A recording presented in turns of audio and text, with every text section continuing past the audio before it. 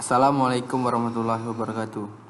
Perkenalkan, nama saya Yuda Pratama, kelas Teknik Informatika 3B. Berikut saya akan mempresentasikan hasil tugas saya, analisis kebutuhan perangkat lunak atau Software Requirement Analysis.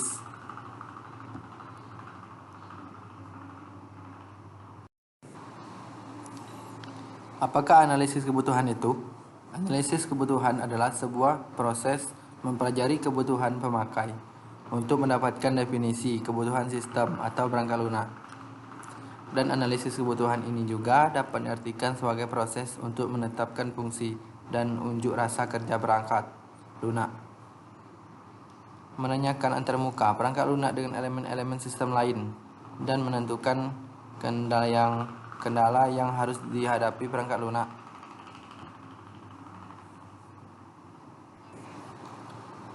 Tujuan pelaksanaan analisis kebutuhan: 1.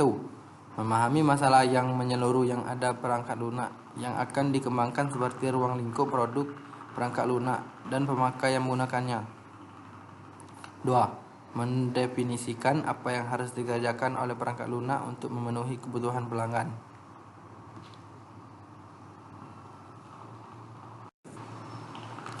Tahapan-tahapan analisis kebutuhan. 1. Mempelajari dan memahami masalah. Pada tahap ini, seorang analisis harus mempelajari masalah yang ada pada perangkat lunak yang dikembangkan sehingga dapat ditentukan, contohnya, siapa pemakai yang menggunakan perangkat lunak, di mana perangkat lunak akan digantikan, dan lain-lain. 2. Mengidentifikasi kebutuhan pemakai. Pada tahap identifikasi kebutuhan pemakai, user requirement ini pada prakteknya menjadi satu pelaksanaan dengan pemahaman masalah.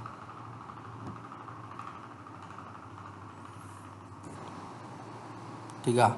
Mendefinisikan kebutuhan perangkat lunak berdasarkan jenisnya. A. Kebutuhan fungsional. Pendefinisian layanan yang harus disediakan. Bagaimana reaksi sistem terhadap input dan apa yang harus dilakukan sistem pada situasi khusus. B. Kebutuhan non-fungsional.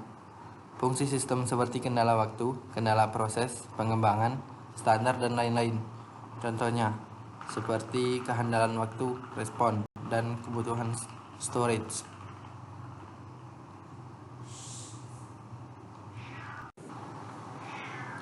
Contoh kebutuhan fungsional dapat dimodelkan menggunakan data flow diagram, kamus dasar, dan spesifikasi proses jika menggunakan analisis terstruktur.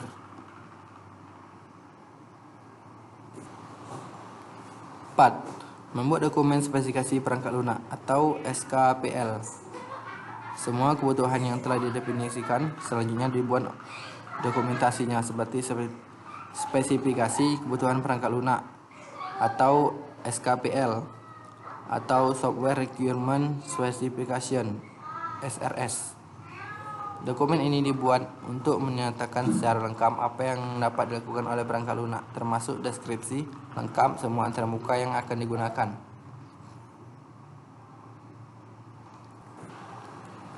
5. Mengkaji review kebutuhan. Proses untuk mengkaji validasi kebutuhan apakah SKPL sudah konsisten, lengkap, dan sesuai dengan yang oleh pemakai. Proses ini bisa dilakukan lebih dari satu kali dan seringkali akan muncul kebutuhan baru dan pemakai. Oleh karena itu, diperlukan negosiasi antara pengembang dengan pelanggan sesuai dengan prinsip win-win solution sampai kebutuhan tersebut disetujui oleh kedua belah pihak.